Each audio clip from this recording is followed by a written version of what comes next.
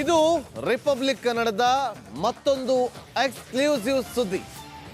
ರಾಜ್ಯದಲ್ಲಿ ಮತ್ತೊಮ್ಮೆ ಟಿಪ್ಪು ಜಯಂತಿ ಮಾಡಬೇಕು ಅನ್ನುವ ಕೂಗು ಕೇಳಿ ಬಂದಿದೆ.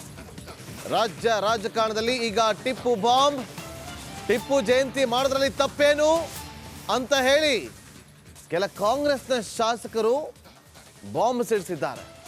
ಇದು ರಿಪಬ್ಲಿಕ್ ಕನ್ನಡದ ಎಕ್ಸ್ಕ್ಲೂಸಿವ್ ಸುದ್ದಿ.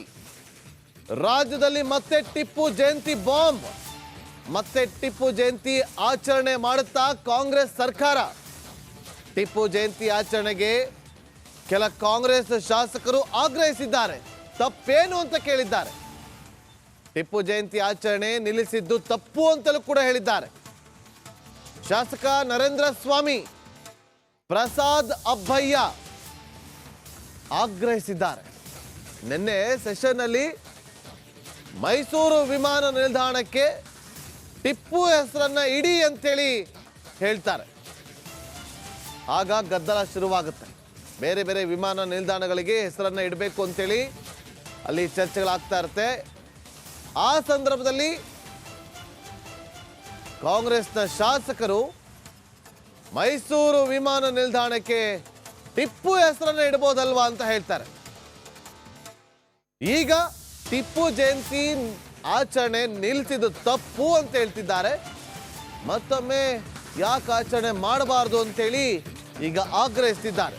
ಹಾಗಾದ್ರೆ ಶಾಸಕರು ಟಿಪ್ಪು ಜಯಂತಿ ವಿಚಾರವಾಗಿ ಏನ್ ಮಾತಾಡಿದ್ದಾರೆ ಕೇಳಿ. ಮತ್ತೆ ಆಚರಣೆ ಮಾಡ್ಬೇಕಂತ ಹೇಳ್ತೀರಾ? ಯಾಕಂದ್ರೆ ಈಗ ಅವ್ರು ನಿಲ್ಸಿದ್ರು, ನೀವು ಟಿಪ್ಪು ವೀರ ಅಂತ ಹೇಳ್ತಾ ಇದ್ದೀರಾ, ಟಿಪ್ಪು ಜಯಂತಿ ಮತ್ತೆ ಆಚರಣೆ ಮಾಡ್ಬೇಕಂತ ಹೇಳ್ತೀರಿ? ಟಿಪ್ಪು ಜಯಂತಿ ಒಂದೇ ಅಲ್ಲ, ಟಿಪ್ಪುನ ತತ್ವಾದರ್ಶಗಳನ್ನು ಈ ನಾಡಿನಲ್ಲಿ ನಾವೆಲ್ಲರಿಗೂ ಪ್ರಚಾರ ಮಾಡಬೇಕು. ಆದರೆ ನಾವು ಇದರಲ್ಲಿ ತಾರತಮ್ಯ ಮಾಡೋದಲ್ಲ, ಸತ್ಯಕ್ಕೆ ನಾವು ಬೆಂಬಲ ಕೊಡೋದು. ಅವನು ವೀರ ಶೂರ ಅನ್ನೋದನ್ನು ಬ್ರಿಟಿಷರ ಮ್ಯೂಸಿಯಂನಲ್ಲಿದೆ. ಅವ್ರ ಜಯಂತಿ ನಿಲ್ಸಿದ್ದು ಬಿಜೆಪಿ ನಿಲ್ಸಿದ್ದು, ನೀವು ಅದನ್ನು ಕೂಡ ಫಾಲೋ ಮಾಡ್ತಾ ಇದ್ದಾರೆ. ಜಯಂತಿ ನೀವು ಅಂದ್ರೆ ಡಬಲ್ ಸ್ಟ್ಯಾಂಡರ್ಡು ಅಂತ ಬಿಜೆಪಿ ಮನಸ್ಥಿತಿಗಳೇ ಹೀಗೆ ಒಡೆದಾಳದೆ. ಎಲ್ಲರನ್ನು ತಪ್ಪಿಕೊಳ್ಳೋದಲ್ಲ, ನಾವೆಲ್ಲರೂ ಪ್ರೀತಿಸ್ತೀವಿ. ನಾನೊಬ್ಬ ಹಿಂದೂ. ಟಿಪ್ಪು ಜಯಂತಿ ಮತ್ತೆ ಮಾಡ್ತೀರಾ ನೀವು? ಒಬ್ಬ ಹಿಂದೂ, ಬಿಜೆಪಿ ವಾದದ ಹಿಂದೂ ಅಲ್ಲ. ಅದೇ ರೀತಿಯಲ್ಲಿ ಪ್ರಜಾಪ್ರಭುತ್ವ ವ್ಯವಸ್ಥೆಯಲ್ಲಿ ಸರ್ವರಿಗೂ ಸಮಪಾಲು ಸಮಬಾಳು ಅನ್ನೋದನ್ನು ಒಪ್ಪೋನು. ನಾವು ಮನುಸ್ಮೃತಿಯನ್ನು ವಿರೋಧ ಮಾಡ್ತೀವಿ, ಮನುವಾದವನ್ನು ವಿರೋಧ ಮಾಡ್ತೀವಿ. ನಾವು ಸಂವಿಧಾನವನ್ನು ಬೆಂಬಲಿಸ್ತೀವಿ, ಸಂವಿಧಾನದ ಅಡಿನಲ್ಲಿ ಬದುಕ್ತೀವಿ. ಟಿಪ್ಪು ಜಯಂತಿ ಮತ್ತೆ ಮಾಡಬೇಕು ಅಂತ? ಹೌದು, ಎಲ್ಲ ತಪ್ಪೇನು ಅಂದ್ರೆ ಮಾಡಿದ್ರೆ ಟಿಪ್ಪುನ ನಾವೇನು ವೈಭವೀಕರಿಸ್ತಿರಲ್ಲ, ಟಿಪ್ಪುವನ್ನು ಸ್ಮರಿಸ್ತೀವಿ. ತಪ್ಪೇನು? ನಿಮ್ಮ ಸರ್ಕಾರ ನಿಲ್ಸಿರೋಂಥದ್ದು ನಿಲ್ಲಿಸಿದವ್ರನ್ನ ಹೋಗಿ ಕೇಳ್ಬೇಕು ನೀವು. ಮತ್ತೆ ಮಾಡ್ಬೇಕಂತ ನೀವು ಆಗ್ರಹ ವ್ಯಕ್ತಪಡ್ತೀರಾ? ನೋಡಿ, ಈ ವಿಚಾರದಲ್ಲಿ ರಾಷ್ಟ್ರ ಪ್ರೇಮಿಗಳ ಎಲ್ಲರ ಜಯಂತಿಯನ್ನು ಮಾಡೋದನ್ನು ನಾನು ಒತ್ತಾಯಿಸ್ತೀನಿ. ಅವರೊಬ್ಬರು ರಾಷ್ಟ್ರ ನಾಯಕರು, ಅವ್ರದ್ದೇ ಆದಂಥ ಒಂದು ಕೊಡುಗೆ ಕರ್ನಾಟಕಕ್ಕಿದೆ, ಟಿಪ್ಪು ಸುಲ್ತಾನ್ರು. ಆದರೂ ಕೂಡ ಇವತ್ತು ವಿನಾಕಾರಣ ಕೆಲವರು ಕೋಮುವಾದಿಗಳು, ಕೋಮು ಶಕ್ತಿಗಳು ಎಲ್ಲೋ ಒಂದು ಕಡೆ ರಾಷ್ಟ್ರದ್ರೋಹಿ ಅನ್ನುವಂಥ ಬಿಂಬಿಸುವಂಥ ಕೆಲಸ ಮೇಲಿನ ಮೇಲೆ ಆಗ್ತಾಯಿದೆ. ಇವರು ಯಾವತ್ತೂ ಕೂಡ ಇತಿಹಾಸವನ್ನು ತಿರುಚುವಂಥ ಕೆಲಸನೇ ಮಾಡ್ತಾ ಬಂದಿದ್ದಾರೆ. ಮತ್ತು ಈ ಮುಂಚೆ ಇವ್ರಿಗೆ ಯಾಕೆ ಗೊತ್ತಿರಲಿಲ್ಲನ, ಇವರೆಲ್ಲ ಯಡಿಯೂರಪ್ಪ ಸಾಹೇಬರು, ಅವರು ಎಲ್ಲರೂ, ಆರ್ ಅಶೋಕ್ ಅವರು ಎಲ್ಲರೂ ಕೂಡ ಟಿಪ್ಪು ಖಡ್ಗ ಇಟ್ಕೊಂಡು ತಲೆ ಮೇಲೆ ಟೊಬ್ಗಿ ಇಟ್ಕೊಂಡು ಮೆರೆದಾಡಿದ್ರಲ್ಲ. ಆವಾಗ ಟಿಪ್ಪು ಬೇರೆ ಆಗಿದ್ರ. ಇದೇ ಯತ್ನಾಳವರು ಕೂಡ ಒಂದು ಟಿಪ್ಪು ಕಾರ್ಯಕ್ರಮದಲ್ಲಿ ಭಾಗಿಯಾಗಿದ್ದರು, ಅವಾಗೆಲ್ಲ ಕೊಂಡಾಡಿದ್ರು.